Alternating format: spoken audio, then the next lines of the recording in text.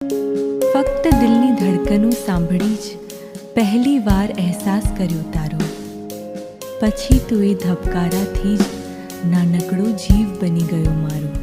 તારા નાના પગરવની કલ્પના જ આખા ઘરને હરખાવે છે.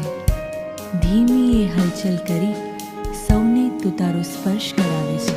આ કેવી ખુશી છે સમાતી નથી હૈયા